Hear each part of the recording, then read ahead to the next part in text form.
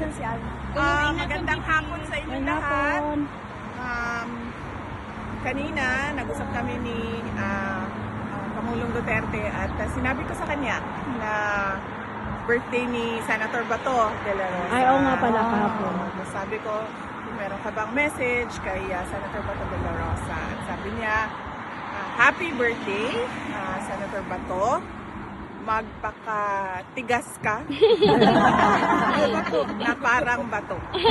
Yung kanyang wish. Magpakatigas ka na parang bato. Yun yung kanyang wish para kay Senator Bato de la Rosa. And of course, ako naman, lagi pare-pareho yun, no, sa lahat ng tao.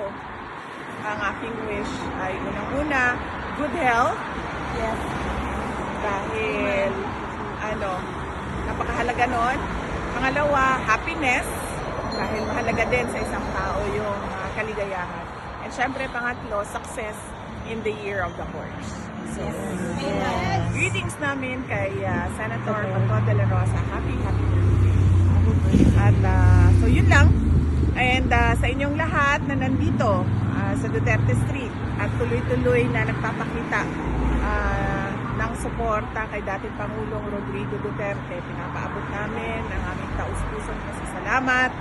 Hindi na maubos yung pasalamat namin dahil sa inyong pagmamahal sa ating Tatay Digong. At sana ay matapos na yung kaso niya at makauwi na siya sa Davao City.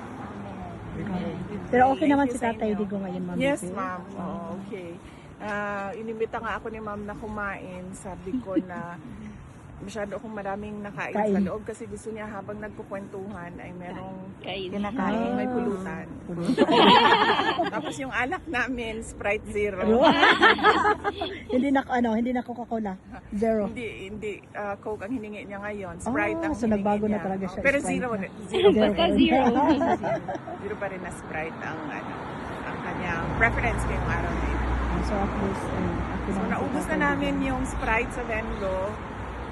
Kanina, pagkatapos na doon sa isang Sprite, ay lumipat na kami sa Fanta. Yung exotic Fanta. Zero pa rin. Zero pa rin, hindi na. Marami pa kasing Fanta na orange, ma'am. Pagkaubos yan, ma'am, I'm sure aabot na kami doon sa exotic.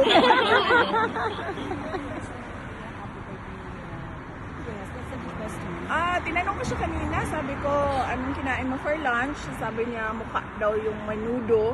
And then, syempre, sabi ko, ang reaction ko was, sabi ko, ang tagal ko na hindi nakakain ng menudo. Parang hindi na ata uso yung menudo ngayong panahon na ito.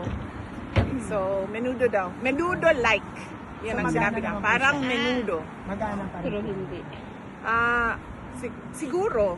Siguro kasi wala naman siyang sinabi na hindi siya kumain. Kasi nung tinanong ko siya, anong ulam mo? Sabi niya, menudo-like. Yun yung kanya. For an 81-year-old ma'am, normal siya na hirap maglakad.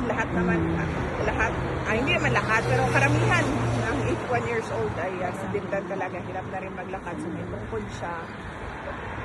Ganun. We want to have him. Yes, sinabihan ko siya, ma'am. Pagdating ko, nagmamano ako, tapos imayakap ako. Sabi ko sa kanya, marami ang gustong nagpapaabot ng yakap sa'yo. Tapos, bago ako umuwi, nagmamano na naman ako ulit at niyayakap ko siya ulit. At sinasabi ko, marami ang nagpapaabot ng pagmamahal sa'yo. So, medyo routine yun.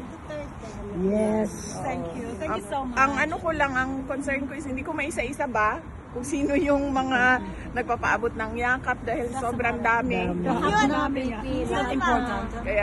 Kaya sinasabi ko marami ang nagpapaabot ng yakap. Yun na lang yung